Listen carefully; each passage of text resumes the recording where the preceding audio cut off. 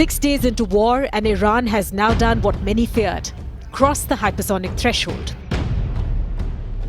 Tehran launched its first confirmed barrage of Fatah-1 hypersonic missiles, with Supreme Leader Ayatollah Ali Khamenei declaring that the battle begins. For the first time in decades, Israel's missile defense might not be enough.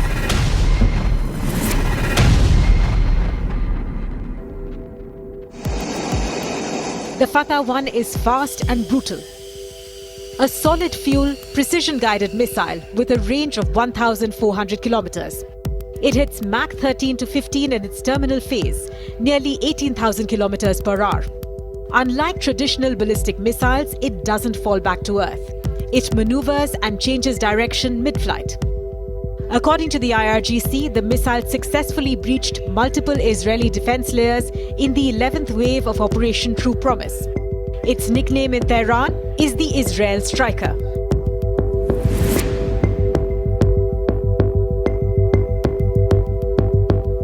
Israel's Iron Dome, David's Sling, Arrow 2 and Arrow 3 form one of the world's most advanced multi-tiered air defense networks.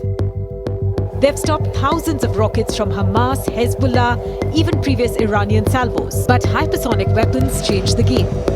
Hypersonic missiles don't follow predictable arcs. Their speeds give defenders less than 60 seconds to react, and their maneuverability makes intercept calculations nearly useless.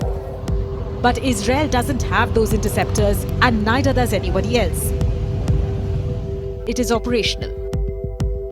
According to Iranian officials, dozens of Fatah missiles were already deployed during the October 2024 barrage, and many more are ready. This time, they've reportedly hit central Israel, Haifa, Tel Aviv, igniting fires in civilian zones and damaging critical infrastructure. All of this while, Israeli systems scramble to respond. One missile slots and another triggered explosions near Haifa's fuel depots. Remember, this is from a weapon that most Western analysts weren't even sure that Iran would use, and now it is out of the box. Why is this such a big deal? Because hypersonic warfare erodes deterrence. Air defense is no longer guaranteed. Civilian zones are no longer safe. Strategic targets are no longer immune. If Fatah-1s become regular features in Iran's arsenal, Israel can't intercept every missile. It simply doesn't have the numbers or the technology. This means higher casualties, more destruction, and a forced reconsideration of what air superiority really is.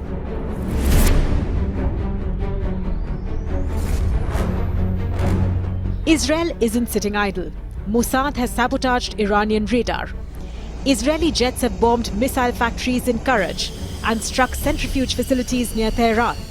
The IDF says it's eliminated a third of Iran's missile launchers. But launchers are mobile. Iran is massive, and the strikes have only slowed, but not stopped the barrages. Even as Israeli jets fly over Tehran, Iran continues to launch what is the true power of hypersonic deterrence.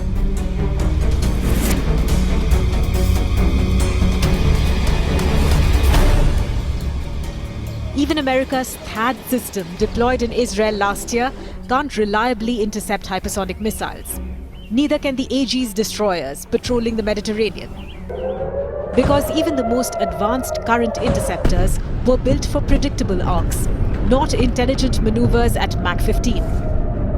Until now, only Russia, China, and India had operational hypersonic missile capabilities. With Fatah-1, Iran joins that club and uses it in active war.